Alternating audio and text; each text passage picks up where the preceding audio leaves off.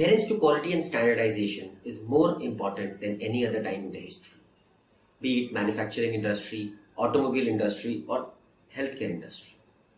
Standard operating procedures, abbreviated as SOPs, are a tool in the hands of the managers and employees for enforcing best practices, to achieve process standardization, and to achieve efficiency and effectiveness in operations.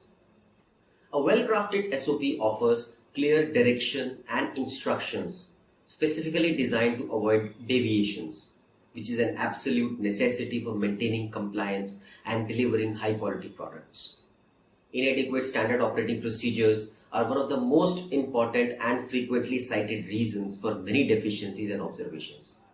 While SOP issues can be traced back to poor communication, poor monitoring and enforcement, a poorly written SOP can quietly grow into a host of other major compliance problems. So over the next 30 minutes or so, I, Dr. Shashikant Sharma, a management expert, a thinker, and a faculty at School of Management Sciences, will share with you the secrets of why SOPs are important, what are the important components of SOPs, what are the challenges in SOP making, and how to write a perfect SOP that mirrors your processes and will also help onboarding employees and to enforce best practices. I have deliberately kept this content generic so that the content herein is equally applicable to any industry, be it IT industry or be it any healthcare organization.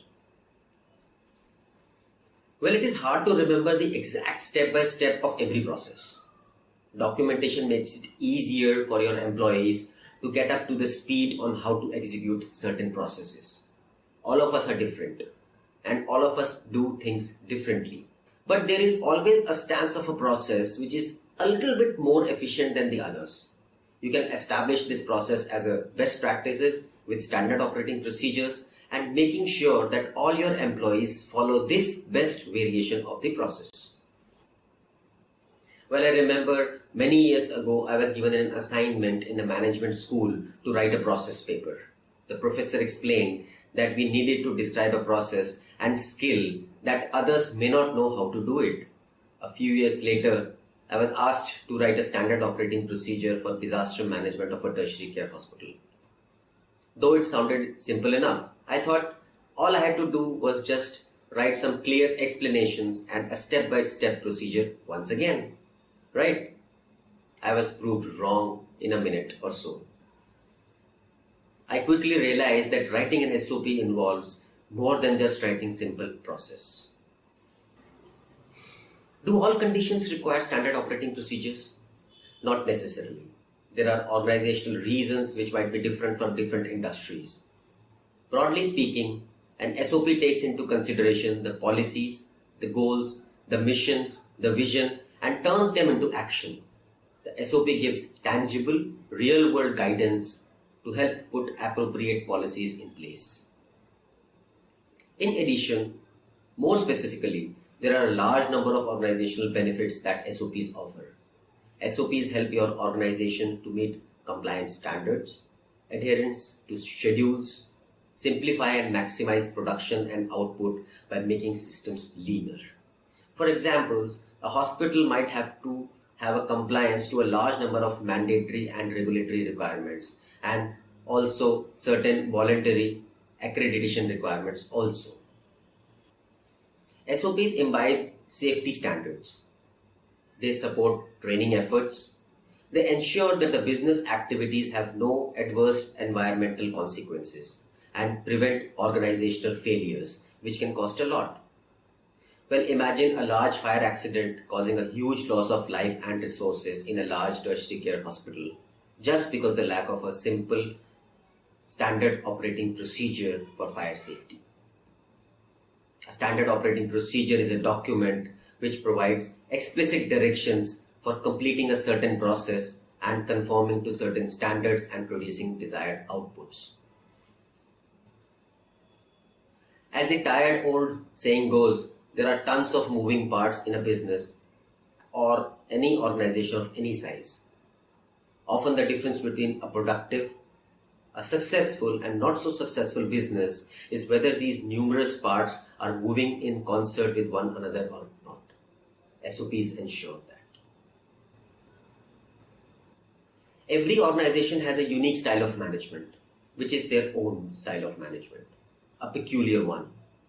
But structuring your unique style in a way that it can be followed across all the verticals, across all the departments, and across all the team members for a long term is the key to sustainability. SOPs ensure that. For example, a manufacturing of healthcare products rely on precision, rigor, and consistency to produce reliable products for the patients, physicians, and consumers time and again, repeatedly again and again. Well, to drive this kind of a culture that consistently and effectively produces results of this nature, companies must create a culture wherein quality objectives are transparent, they are well understood, and they are acted upon routinely by each and every member of the organization. Standard operating procedures are essential for any organizational effectiveness and efficiency, and they are a regulatory requirement in high reliability organizations. SOPs ensure that the crucial tasks will still be completed in absence of key members when they are away on vacation or they are sick for any reason. That ensures business continuity and doesn't make any one of the employees indispensable. It also helps in knowledge management, where experienced members, when they change roles or leave for new opportunities, their knowledge can be retained in the organization within a team if they leave behind standard operating procedures. One of the major tasks of SOPs is to standardize a process and minimize the chances of errors. Errors in high reliability organizations like hospitals, aviation industries have a major impact. Error in these industries, if not prevented, results in loss of lives. Mistakes happen because we either don't have the information to perform a particular task, or we do have the information but we fail to apply that information consistently and correctly. And SOP is there to safeguard, to provide consistent quality and reduce the incidence of errors. SOPs help in faster employee onboarding and can be a great starting point for new members during their initial training period. It helps in employee induction, training, and retraining of employees on certain processes. Standard operating procedure is important because it allows organization to systematize their processes, keep all team members and other stakeholders on the same page, and move forward in a singular cohesive manner. Perhaps the best way to illustrate the importance of developing SOP is to consider the negative impact of not doing so. Basically, it leaves too much to chance. There is no guarantee that best practices will be followed at all times, that all team members will remain in alignment, and the organization will continue to operate in a positive and effective manner. SOPs ensure that. If one wants to define standard operating procedure, then it is a step-by-step instructions that help employee perform their tasks in a consistent manner. To put it simply, an SOP documents how a given process works. It's particularly important to have a written SOP for complex tasks that must conform to regulatory standards. To formally define, a standard operating procedure is a document consisting of step-by-step information on how to execute a task. There might be a situation in which you just have to modify or update an existing SOP, or there might be a scenario in which you have to write it one from the scratch. Well, it sounds daunting, but it's really just a checklist. A very big question is who should write SOPs? SOPs should be written in a step-by-step format which is easy to read by individuals, and they should be written by individuals who are aware of the activity and more so organizational structure. These individuals are basically subject matter experts who actually perform the work and use the process on ground. A team agreement can also be followed while developing SOPs, particularly important for multitask processes where experience of large number of individuals are critical. The most commonly used method for task analysis is hierarchical task analysis, abbreviated as HTA. Operating instructions should be close to the user and should be kept up to date. A well-written SOP should firstly define the purpose of the work or the process. you might consider involving any regulatory information or standards that are suitable to the SOP process and the scope to show what is covered. Any specialized or different terms either in a separate definition section or in a suitable discussion section should be explained. Quickly touching on to the basics, the purpose of these step-by-step instructions for performing operations is ensuring that personnel perform operations correctly and consistently in order to achieve a quality outcome through uniform performance. Keep sentences as brief as possible. Use simple, commoner terms.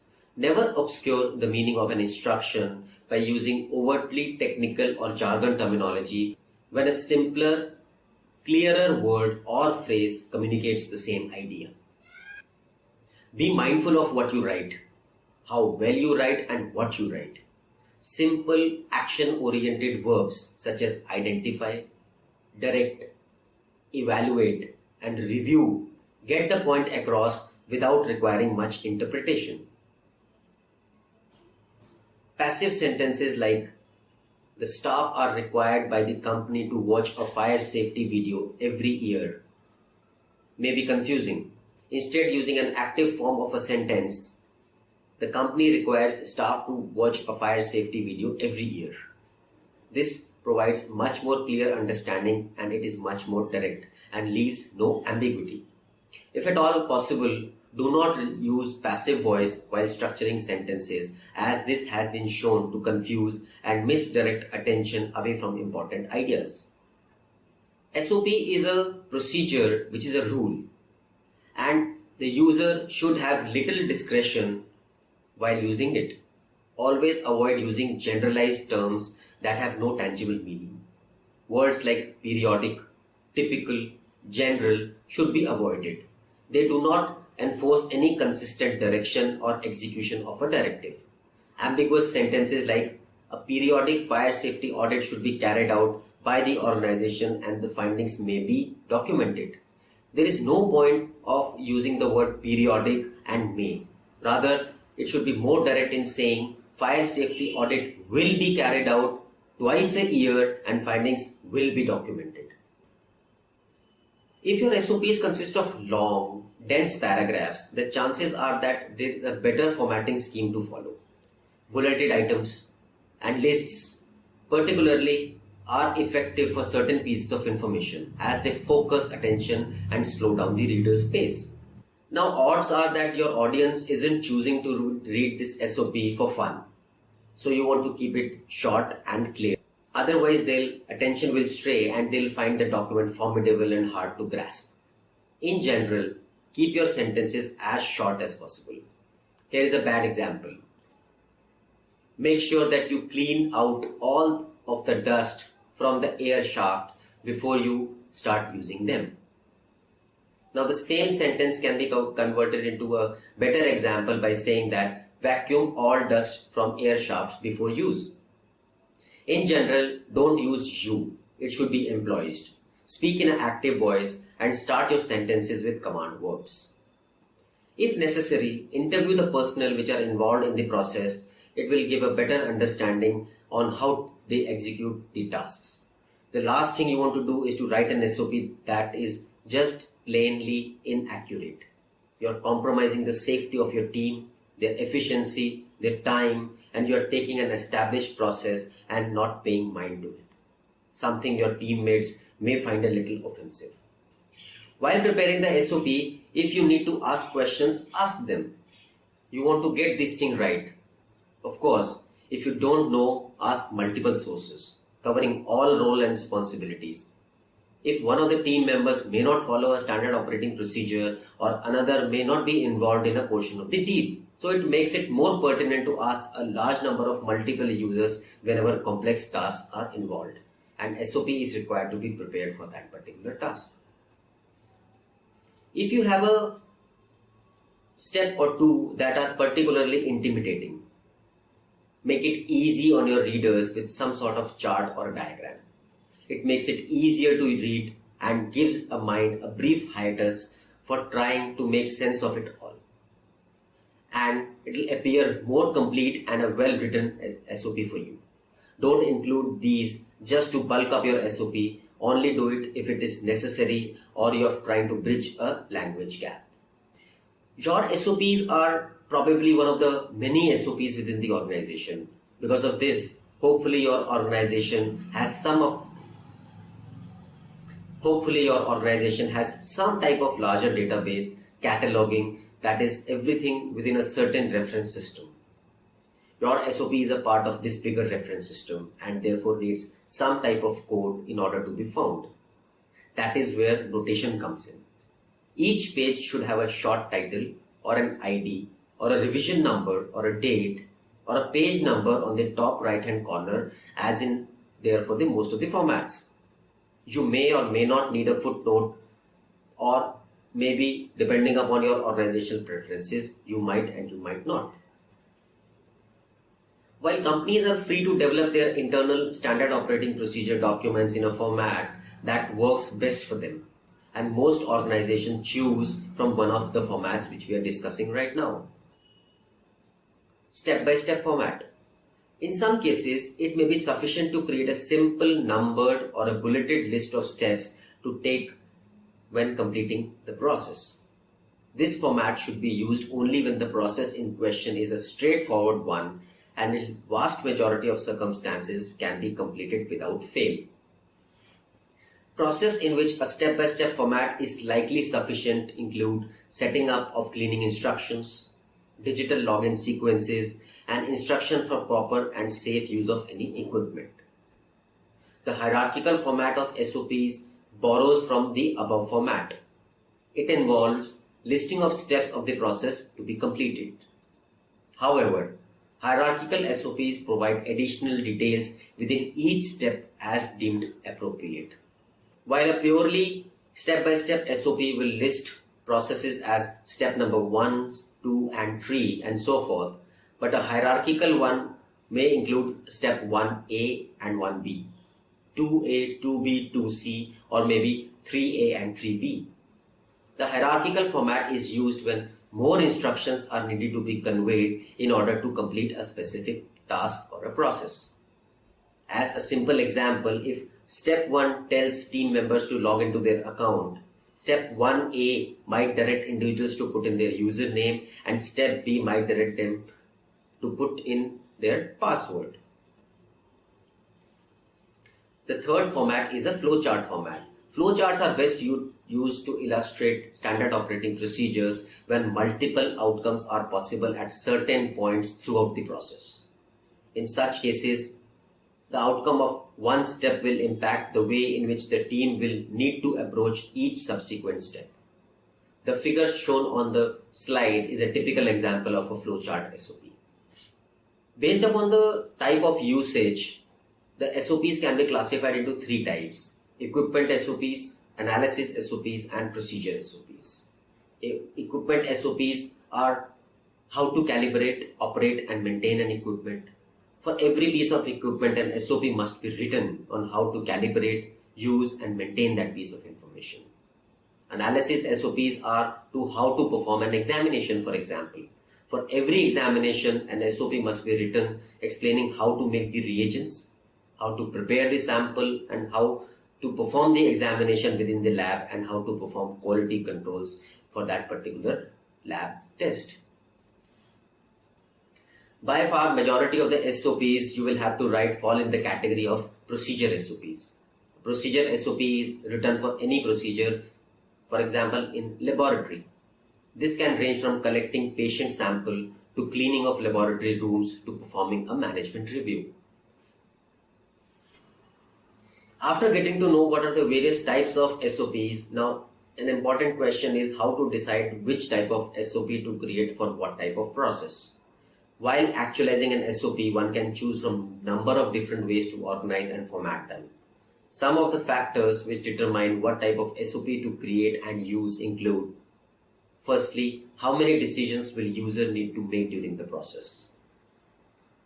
Secondly, how many steps and sub-steps are there in the procedure? Routine procedures that are short and necessitate few decision making can be written using simple steps format. Long procedures consisting of more than 10 steps with a few decision-making points should be written along with graphical format or a hierarchical format. Procedures that necessitate many decision-making may be written along a flowchart.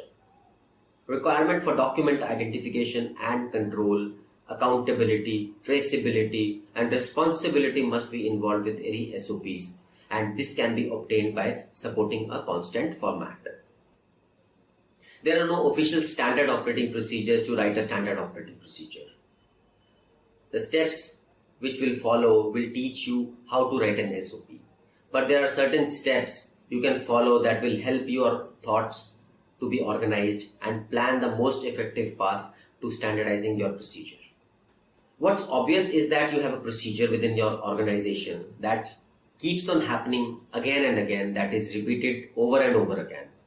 But there is a specific reason why this SOP is particularly useful. To ask questions like, does it need to stress safety or compliance measures? Is it used for training on day-to-day basis? Here are a few reasons why your SOP is necessary to the success of your team.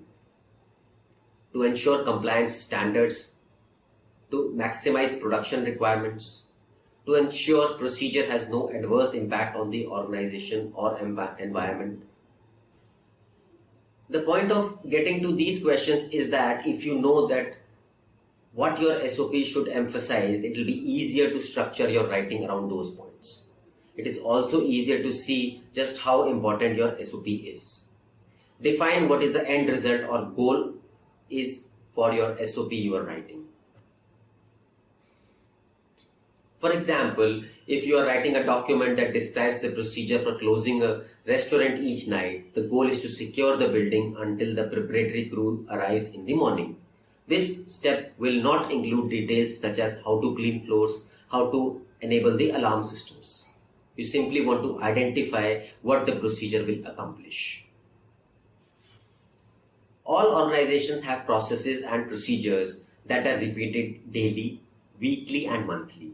As you define your goals, ask whether the SOP document is needed for that particular goal. Or see if the SOP has already been created to accomplish that goal, or maybe you just need to review it and look for ways to improve it. Never be in a hurry to create a new SOP. Ask yourself if there is a specific reason why this goal should be accompanied by a standard operating procedure. When you know what you want your SOP to accomplish, it is much easier to write an outline and define the details. Always remember that SOPs should be written from a purely practical perspective and from the point of view of those who will actually use them. Step 2. Choose a format. We have already discussed what are the various different types of formats which are available to write an SOP, but there is no right or wrong way to write an SOP. However, your company probably has a large number of SOP you can refer for formatting guidelines and outlines how they prefer it done. Chances are that your company has already some SOP documents that have been written. You simply can refer those documents as templates for preferred formatting guidelines. If you do not have any documents to use reference, try one of these ideas which we discussed, a simple step-by-step SOPs, a hierarchical SOP, or a flowchart SOP. Step number 3, consider your audience. There are 3 main factors to take into account before writing an SOP. Your audience prior knowledge, your audience's language abilities, and what is the size of your audience. Is the audience familiar with your organization and its procedures? Do they know the terminology? Your language needs to match the knowledge and investment of the reader. Is there a chance that people who don't speak your language will be reading your SOPs? If this is an issue, it's a good idea to include lots of annotated pictures and diagrams. Will large number of people across different roles in multiple organizations will be reading the document? What is the size of your audience? If so, you may want to write the procedures in a way that clearly defines who and what role performs each task. This helps your audience understand where they fit in each element into the process and why that particular part is important. If multiple people are reading your SOP at once, obviously in different roles, you should format the document more like a conversation in a play, like user 1 completes action followed by user 2 and so on and so forth. That way each reader can see how he or she is an integral cog in the well-oiled machines. Step 4. Determine the stakeholders and creators. As we have noted, any or all the personnel who will be engaging in or impacted by the SOPs should have some say in the creation of the document. Generally speaking, your SOP development team should consist of C-level executives who will be focusing on developing lean operations in an effort to achieve high level of business goals. They should include management leaders who develop best practices, necessary use of resources and equipment, and determine a plan for implementing the SOPs.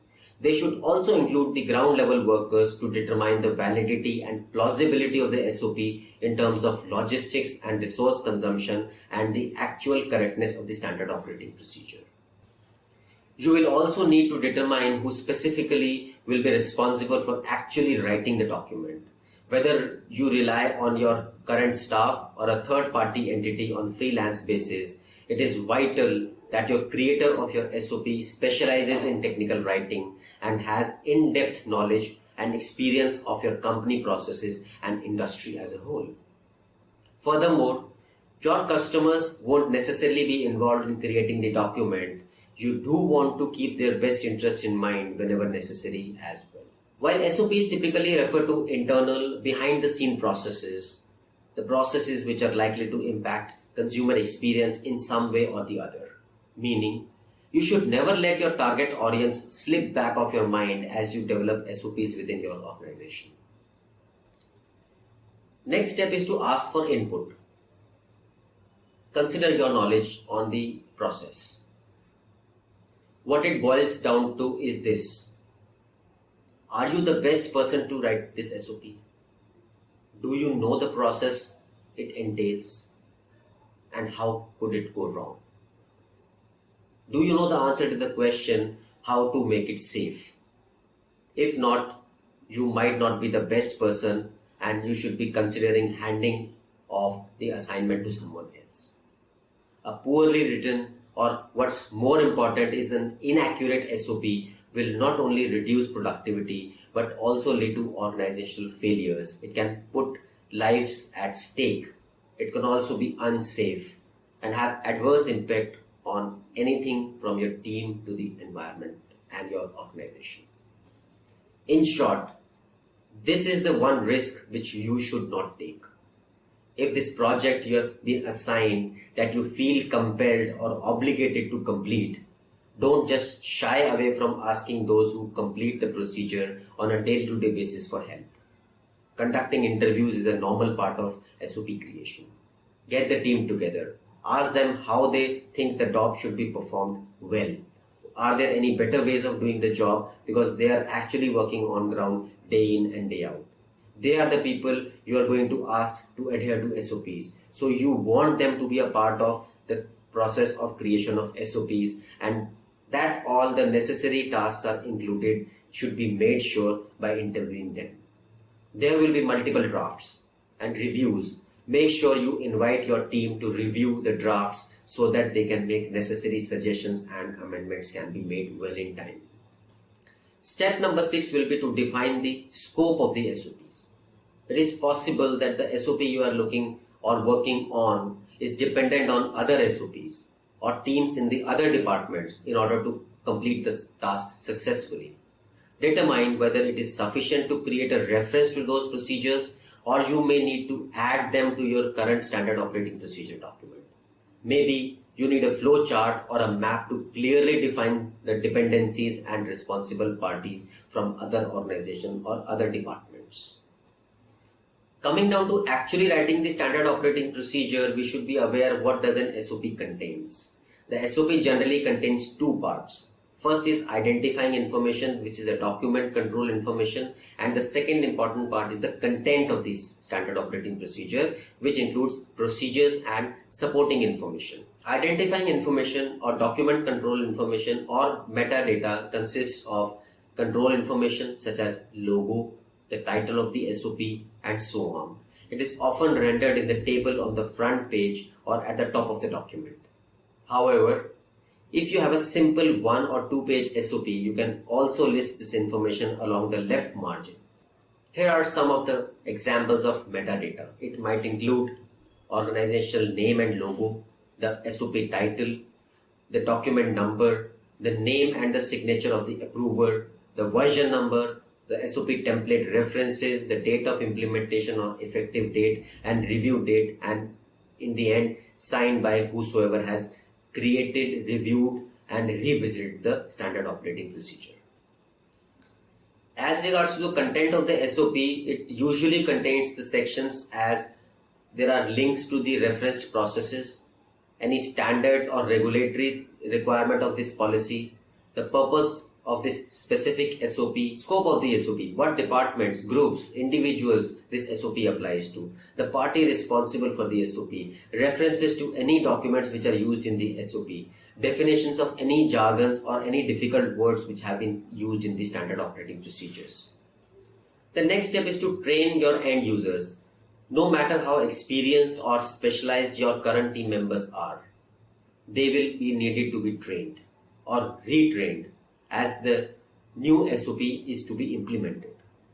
This, of course, can be a very sensitive area, especially for long-time employees who are used to going about tasks in a certain manner and who may not see the benefits of making necessary changes. Your team needs to have full confidence that this isn't a gotcha type of ordeal. Rather, it is better to enable them to put their best foot forward and to be as productive as possible in their contractual duties. As we'll discuss further, you'll also want to point out to your team that this training isn't just a one-time thing. It's an ongoing process. This will reinforce the idea that the new SOP is and will be the new way of doing things and will not be put to back burner after the novelty of the new process wears off. That said, the idea of training your team with regards to the new SOP deals only in part with the actual procedure in question, while focusing more on instilling in your team a growth mindset. Very important step is to test and tweak the SOP in practice.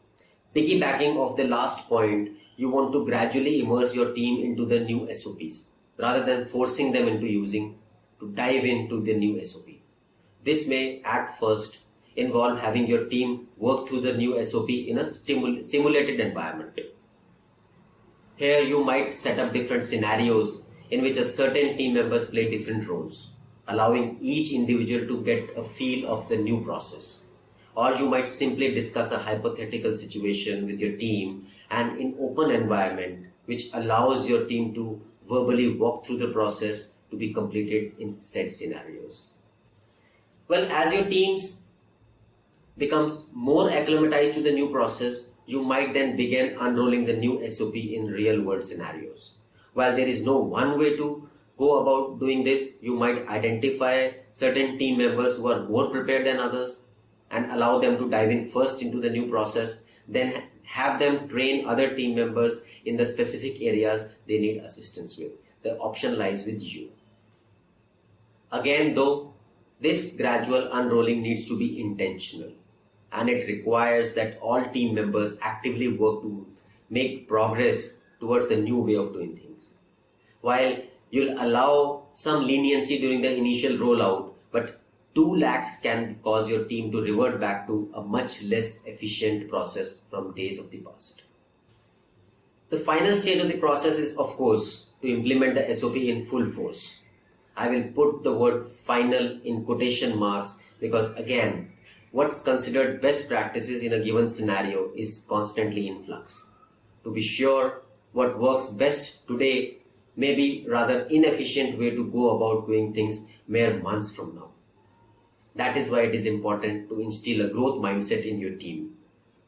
They need to understand that new processes are not set in stone and they will evolve as the need arises. Now, not only do they need to understand this, they also need to be a part of it. As your team continues to adhere to new SOPs, they should regularly take note of any positive or negative experience they are having along the way.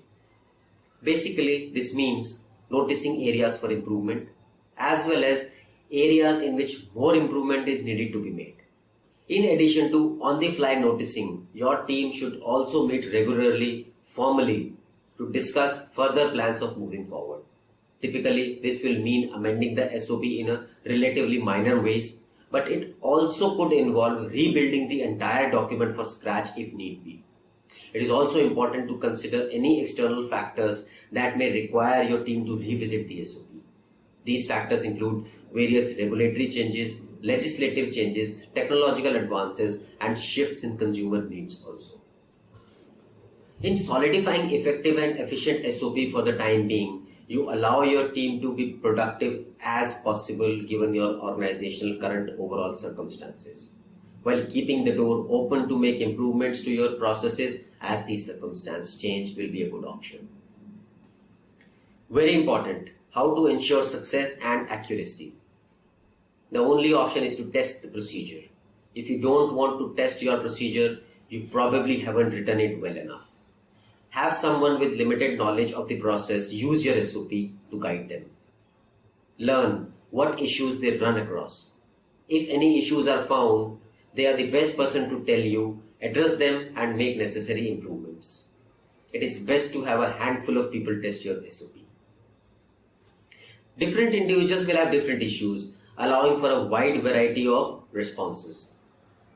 Be sure to test the procedure on someone who has never done it before. Anyone with prior knowledge will be relying on their knowledge to get them through and not your work. Thus defeats the purpose of the standard operating procedure. Now, if we want to get our SOPs reviewed from the person who have not performed the procedure, on the other side, we have to review the SOP by those people who have actually done the procedure. At the end of the day, it doesn't really matter what your bosses think of the SOP. It is those who actually do the work that it matters to. So before you submit your work to higher ups, show your stuff to those that will be doing the job. What do they think? Allowing them to get involved and feel like they are part of the process will make them more likely to accept the SOP you are working on. And they will be inevitably have some great ideas for you. In the end, do have your SOPs reviewed from your advisors and the quality assurance team. Once the team gives you a go-ahead, send it to your advisors. They'll probably have less input on the actual content itself, but they'll let you know if it meets the formatting requirements, the regulatory requirements, or any new other development which needs to be included in the SOP. And more so if you have missed anything in the SOP. The protocol for making it official and putting it into the system, what is the process to go about it. Route the SOP for approvals using document management systems to ensure audit trails of approvals. This will vary from organization to organization. Basically, you want everything to meet the guidelines and regulations, and it should be done in a proper, officious way. Signatures will be necessary, and in today's world, most organizations nowadays will have no problem accepting electronic signatures. Once approved, start implementing your SOP. This may involve executing a formal training to the affected personnel in the form of classroom teaching, computer-based training, or it may mean your paper is hung up in the bathroom. Whatever it is, get your work out there. You worked for it. It is time for recognition. Make sure that the SOP remains current. If it ever gets outdated, update it. Get the updates, reapprove it, and then document them and redistribute the SOP as necessary. Your team's safety, productivity, and success is all that matters. While there are many benefits of developing SOPs within your organization, doing so comes with its fair share of challenges as well. There is a reason your development of SOP should be a all hands on deck affair. Basically, If it involves only certain stakeholders, you will run the risk of your SOP missing the mark in some way or the other. For example, if your SOP is created solely by the C-level executives, it may focus more on the goal to be attained rather than the process required to attain it. This may cause the ground level team to run into a variety of obstacles that executives may not have anticipated, meaning the SOP in question actually isn't in line with what would be considered best practices for a given circumstance. On the other hand, if the SOP is solely created by the managerial staff, the SOPs may not take into account the C-level goals, such as minimizing resource consumption and improving the bottom line. In this scenario, you may have on-ground teams completing the task in a way that may seem efficient, but that isn't really doing all that much for the business as a whole. That said, the process of developing SOP needs to involve all the stakeholders, starting from C-level executives to managers to shop floor workers, and this will ensure that the process being developed are made in the best interest of the company and more so they are correct. Even after standard operating procedures have been developed, you will need to ensure that all stakeholders are able to access and engage with the said documentation wherever necessary. Without this accessibility and visibility, it can be pretty easy for an SOP to fall to the back burner, leading team members to go back to the old way of doing things. Obviously, this defeats the purpose of developing the SOP in the first place. Moreover, it is essential that the SOP documentation, your various team members have access to the exact same document across the board. The most effective way to ensure that is to keep the document in a centralized database that all stakeholders have access to. That way you can guarantee that all your team members are following the right document at all times. Regarding management and maintenance of SOPs, there are two main challenges to consider. Firstly, your team will need to be properly trained and prepared as to how actually implement the procedure in question. This means ensuring they have access to any equipment or any other resource needed to complete the task delineated within the SOP, and they know how to efficiently and effectively use these resources. If this piece of puzzle is missing, your team simply won't be able to act in accordance with the SOP, no matter how clear the document may be. It is also worth noting that what's considered the best course of action for time being may not always be so. Improvements in technology, personal changes, a variety of other factors may require your team to visit previously developed SOPs as the time goes on. If your SOP your team follows is outdated or obsolete in any way and they continue following it, it will end up doing more harm than good to your organization. SOPs serve as fundamental means of communication for all the levels of the organization. Not only do they involve employees, they involve departments, but they also allow management and employees to gain a cross-functional view of the organization. This approach encourages employees to think about the process change that may affect other functional areas. You may like to consider the butterfly effect. A good system forces employees to think through the processes and examine how the procedures might affect product, personnel, production, and equipment. Creating a standard operating procedure is perhaps the best way to ensure that your team puts in their talent to the maximum usage. In contrast, even the most talented of the professionals may not be able to be productive and effective in their position if they are not given proper guidance and explicit instructions. Moreover, even if your SOP aligns with absolute best practices, it won't do any good if your team isn't able to access it. That is why a centralized internal knowledge base is vital for implementation of the standard operating procedure. With a clear-cut, comprehensive standard operating procedure on hand at all times, your team members will always know what exactly should be done in any situation they face. In turn, your organizational productivity will all be certainly skyrocketed.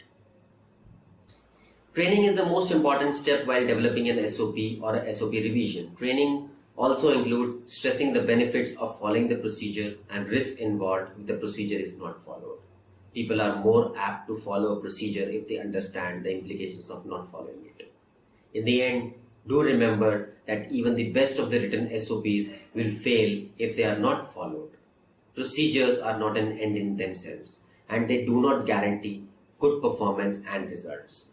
Moreover, our well-defined systems and processes, qualified employees, and a motivating company culture do help.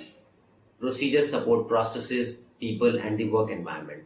However, procedures cannot create a good process, a qualified employee, and a positive working environment.